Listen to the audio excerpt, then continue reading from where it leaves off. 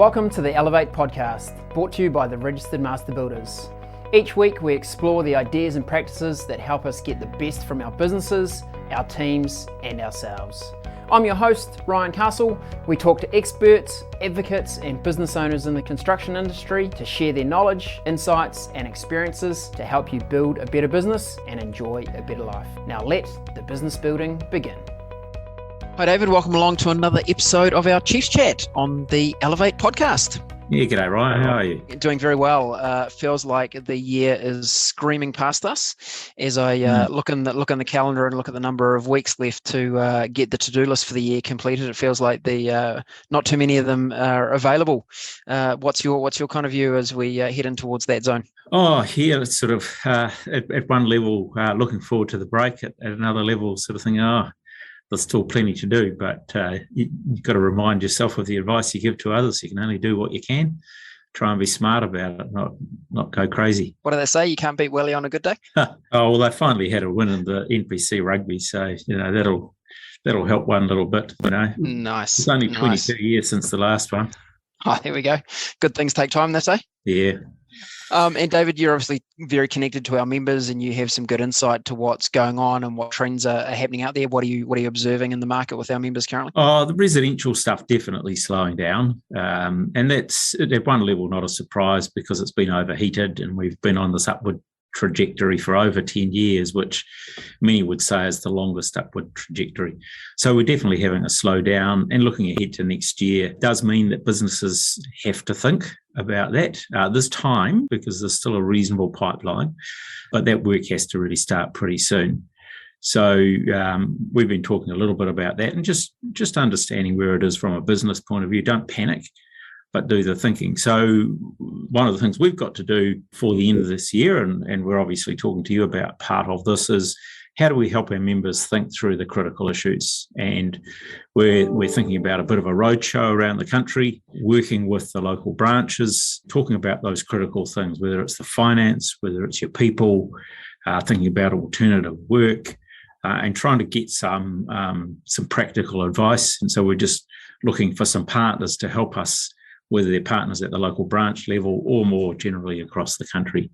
So that's the stuff that we're thinking about now. As I say, we've got some time, but we need to start thinking, and businesses need to start planning pretty quickly. Yeah, it feels like there's a real change in the environment we've been operating in.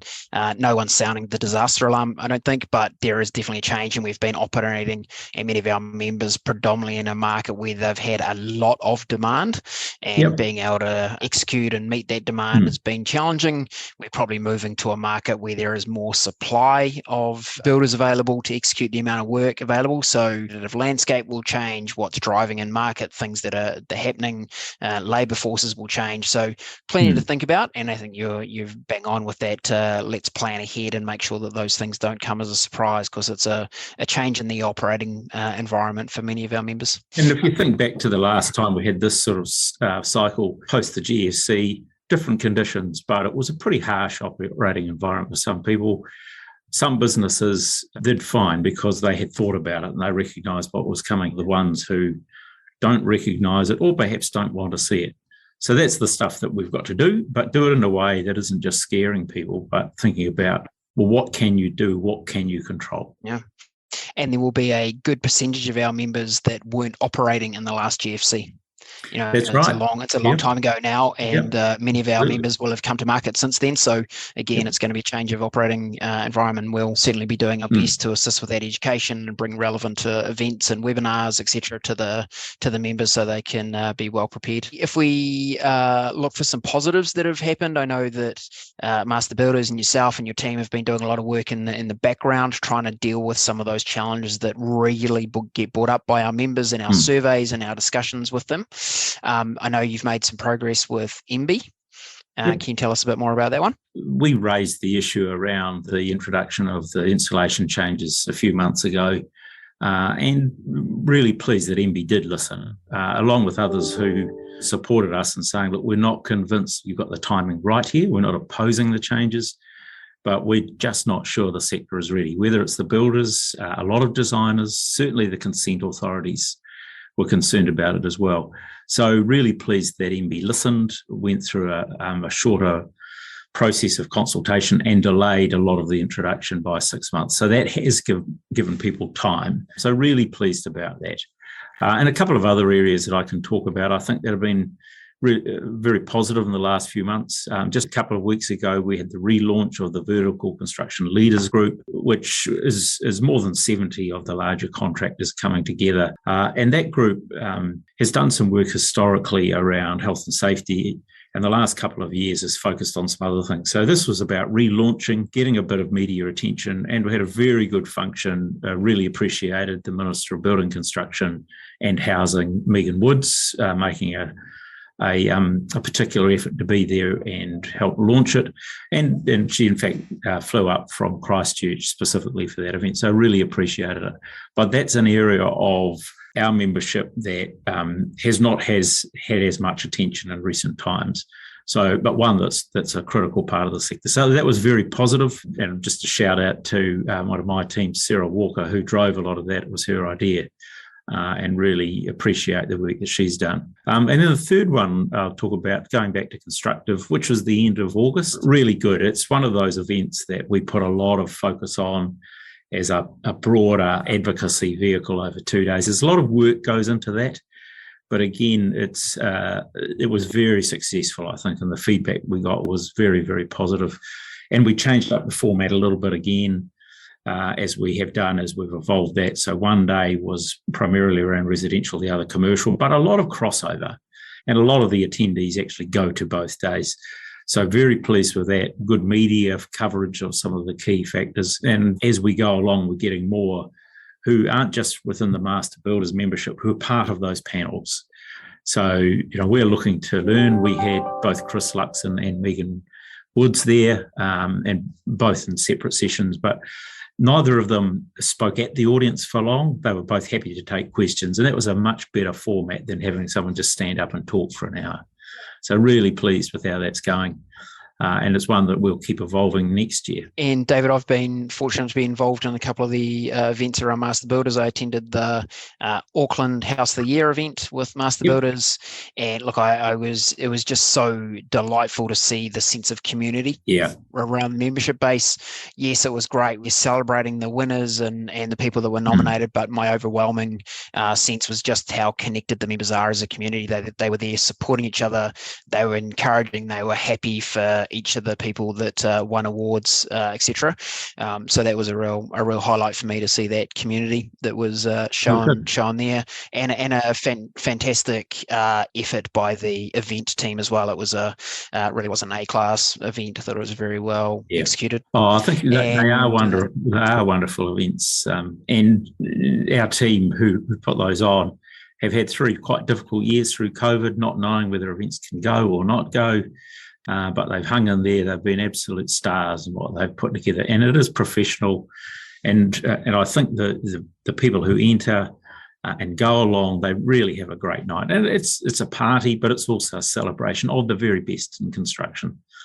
So we've actually got the big final coming up in Auckland at the end of November. So I'm sure that will be equally spectacular. Indeed. I've had the pleasure of having on the podcast a couple of weeks ago the team involved with the Apprentice of the Year, and again the willingness of many of our members to give back to the community, help that next generation of craftsmen coming through. You could really hear their passion for the event and really just wanting to give back. They weren't doing it. They certainly weren't doing it for money. It was voluntary, the contribution they were making, but the willingness to want to give back to the community. I thought the guys were fantastic. So if you haven't had a chance to listen to that episode, jump in and listen to that one. Hey David, can I just bring you back to the Vertical Construction Leadership Group? I'm aware that there are some real challenges in that group that you are trying to surface and get attention on. I understand you surveyed some of the leaders. What were some of the key challenges that group was facing? Yeah, there's probably 2 that I'll pick out. One is around delays on site. More than a third have had delays of more than 6 weeks on site. And that's a combination of things, but a lot of that's around the supply chain, materials not being available, or subcontractors not being available, overcommitted. And that's had an impact on how they've operated. And the second one is around procurement. Nearly half, I think, have said that they've found the whole procurement process, and particularly talking about some of the government processes, have become more burdensome in the last 12 months. The paperwork's getting longer and more complicated, but without any discernible reason as to why. So that's an area, for instance, that has been a focus over a period of time. There have been some improvements, but it's been patchy. So it's an area we need to keep going hard at because the problem is not solved. And so we've got some views. I've certainly got some views about areas that we can focus on. And in particular, I think it's about having people who are skilled in procurement, because these are big projects. And over half of the respondents to our survey have projects that collectively are over $100 million. So that's a huge amount of money at stake. They are complex technically and commercially, and they extend over quite a period of time. So having educated clients, well-versed in procurement, and their consultants that are well-versed in procurement, and the contractors with the same skill set is absolutely critical. We don't have, in my view, a particularly good way of growing those people. So there tends to be a relatively small pie that people are stealing from, and then others trying to run large projects from the client side who just don't have that skill. So we really need to focus on that. That's our message to government, and that was part of what the Vertical Leaders launch was about. That was one of the issues.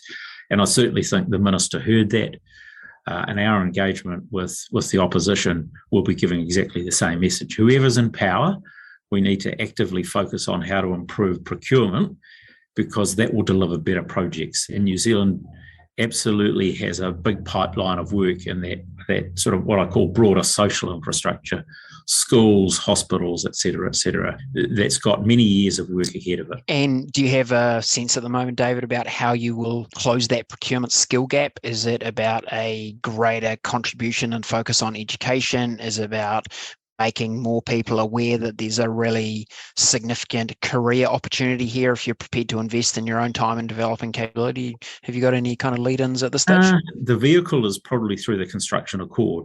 So the Construction Accord has 4 new groups. So it's reconstituted itself over the last few months in a way that I hope will be quite useful. There's one around commercial construction, one residential infrastructure, which is the vertical roads, pipes, etc.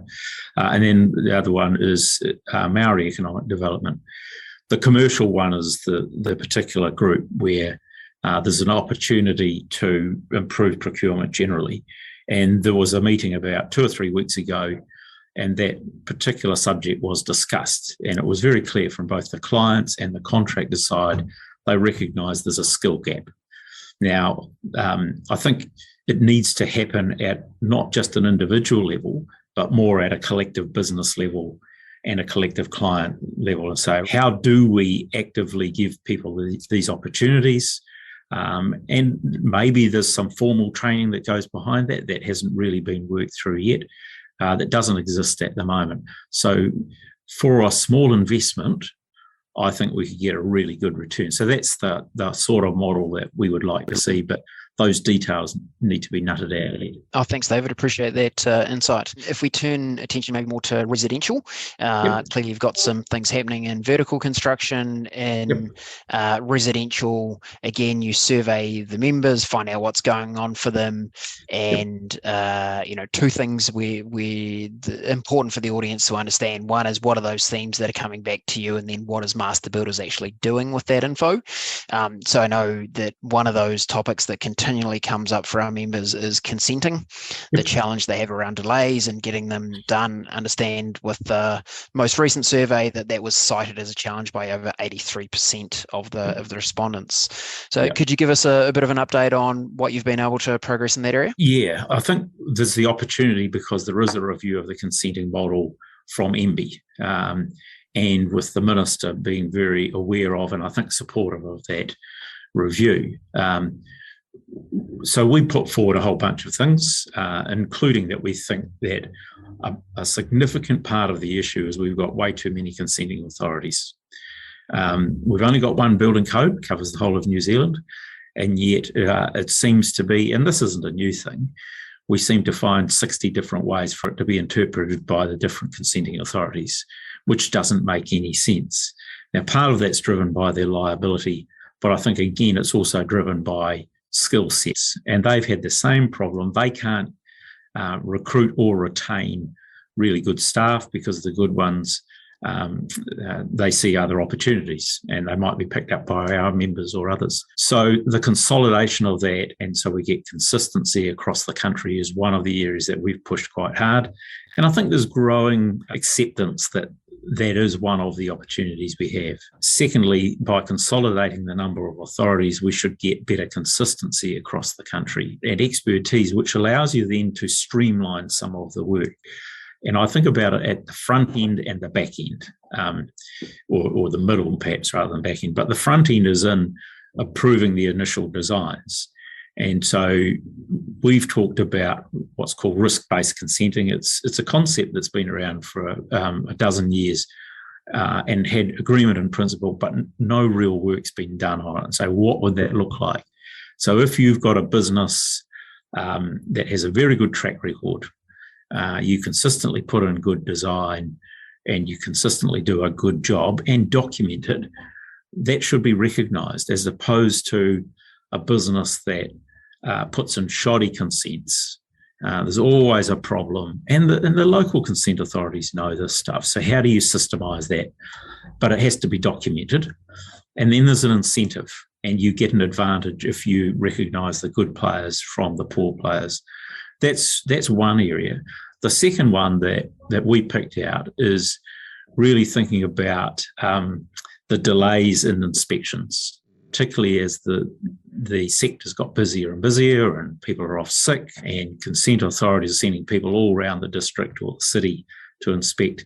The use of technology like Artisan or something else is available, but it's not being consistently applied. Some councils aren't doing it at all. Some are doing it, but only for certain things. But again, it's 60 different ways of interpreting how to use it. It's the same technology, it's the same building code. So I really think there's a big opportunity. It will save literally weeks and weeks and weeks in terms of building let's say, a standard residential home. Let's use it. There's a bit of training, but the return would be massive, I think. And Dave, you mentioned Artisan. For some of our listeners that may not be familiar with that, can you tell us some more? So that's the Brands developed app that you can use on a cell phone. And you can use that to record either live or send it in for the consent authority to look at later.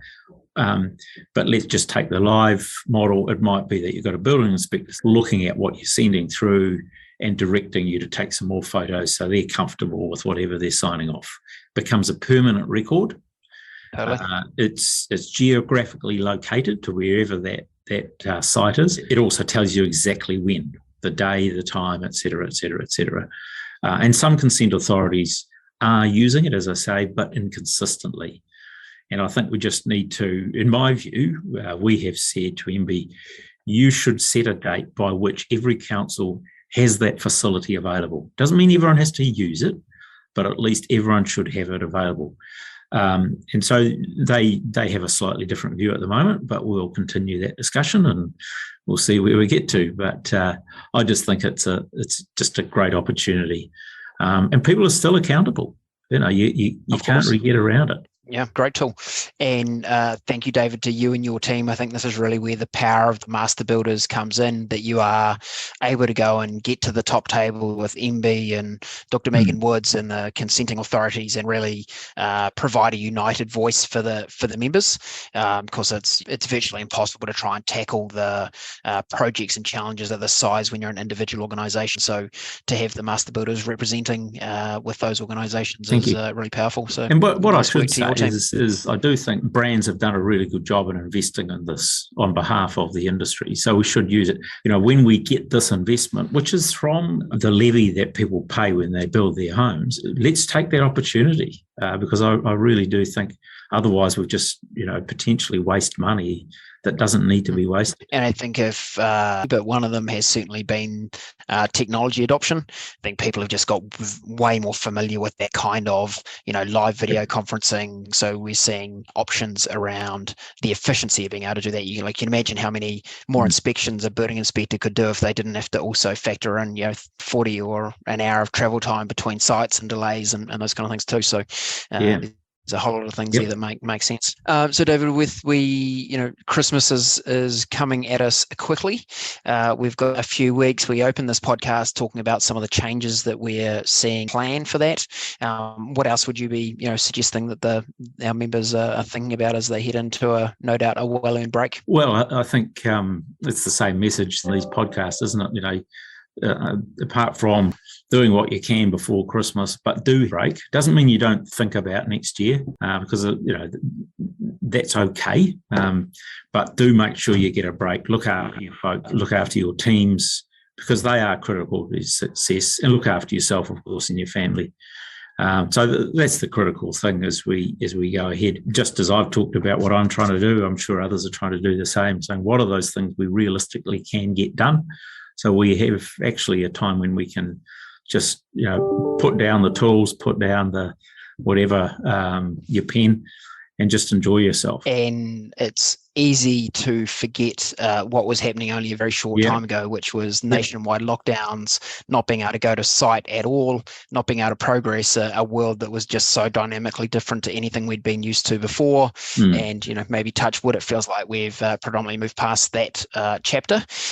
So whilst we might be looking at some market conditions that are less favourable, I don't think anyone would be choosing to slip back into that zone. They'd be choosing this one every time. Well, that's right. This time last year, Auckland was still pretty much in lockdown, wasn't it? With another good month to go. Correct. And it really smashed business and it smashed confidence, and people were just over it. I think this year has been better in that respect. And looking ahead to next year, I'm pretty confident we will not end up in that. So as much as there are some headwinds, there's also opportunities to be a bit more settled in some other respects, as you say. Indeed. Hey, that's great. Thank you, David, for joining us today. We appreciate those updates, and keep that good work going in the background, lobbying and working on our challenges in our industry, but also, as we discussed, bring some of those fantastic events that are worth celebrating in our member community. Fantastic. Thanks, Ryan.